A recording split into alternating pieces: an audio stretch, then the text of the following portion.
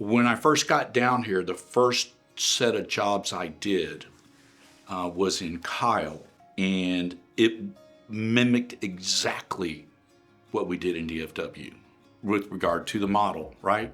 Industrial building, tilt wall goes up, we're going in there, we're building spec suites, working with the shell contractor, waiting for a tenant to pop up and then take it and run with it. Then it kind of started revealing itself. It's a very uneven market. I find that the industrial side of it it's either incredibly old or it's really immature. And by that I mean you have a real gap in what you look at for projects from like an industrial standpoint. And in Austin, when you talk about the market too, the geography of the hill country, in particular Austin, kind of defeats a lot of things, right? It's hard to build a tilt wall in limestone hills. The subcontractors that are here in Austin, for the most part, they were organically, this is all they've ever known is this market, really aren't prepared, I think, for what we do and the pace we do it at. It's just never been really exposed. So the pace is a lot different. So you find yourself kind of phasing and chopping projects up a little bit. We'll write a look ahead that takes into account, again, as if we're all gonna hit our Qs and our milestones. But we know that in this market in particular, probably not.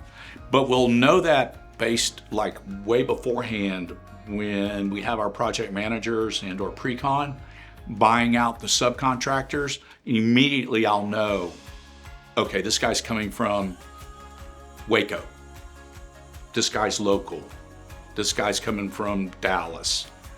This guy's local. And so you can kind of start getting in your head where your issues are going to come up, and you start talking to your guys in the field, your supers in the field. Hey, have you talked to this guy? Normally, we want to call a trade a couple of weeks in advance, start queuing him up. You need to be on the phone with him. If he's coming in from Houston, you need to start being on the phone with them every week and start really honing in, getting to know them, getting a feel for it, checking on your material, trying to get in on the front end of it and understanding it is how we try and manage it. Minimize the low, right? And celebrate the highs. You have to pull subcontractors in from everywhere.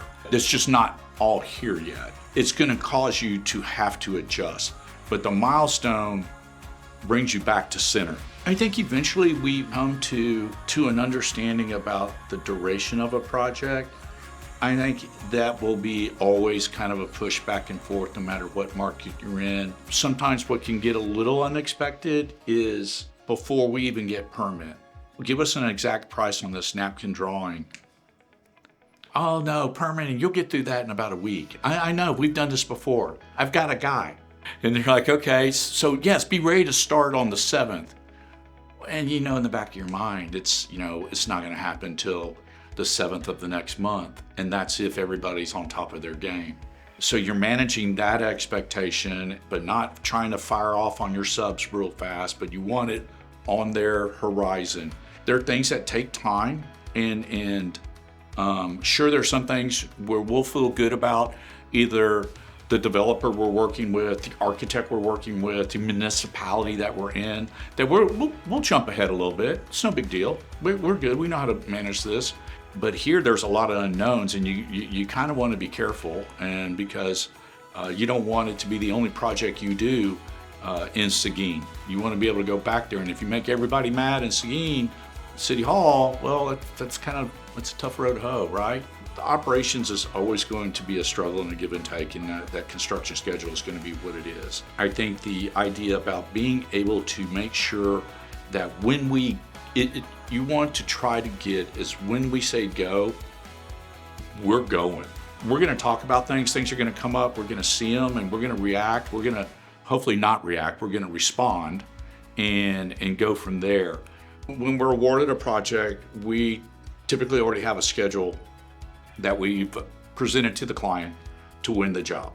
But we have to treat the schedule as a living and breathing document that's not static. And so with that, we immediately jump in and start putting in all the things that we've learned from NTP day or notice to proceed, contractual signing, to now, And it may be 3 weeks, it may be 3 days, but we put all the things into it. It gives us an opportunity to start anticipating where our potholes are going to be.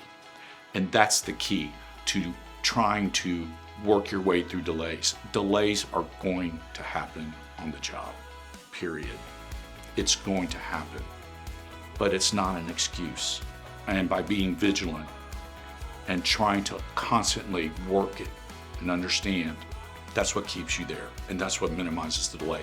The other part about it is you have to have the confidence and the commitment to what we're doing as a team to be able to talk to your client and be truthful and accountable and say, hey, this thing is pushing outside this delay.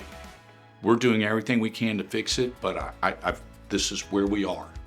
And I just want you to understand, we're coming up with options as quickly as we can, but this is a known truth. It's all about prep and working on it up front. Took me a long time to kind of really realize that and verbalize it to a teaching standpoint with guys I work with. I come from some athletics background, and I remember one particular coach used to always say that, the game isn't won on Saturday, it's won on Monday, Tuesday, and Wednesday. How'd you practice? How'd you prepare? Knowing where your pitfalls are beforehand. Bringing it to your client, right? Don't let your client figure that out. They trust us to do that. They trust us to bring them bad news and bring them solutions. And it all happens, I think, before the project even kicks off. You establish that trust through the conversations. You're setting expectations. You're identifying risks. You're identifying opportunities. And then you go.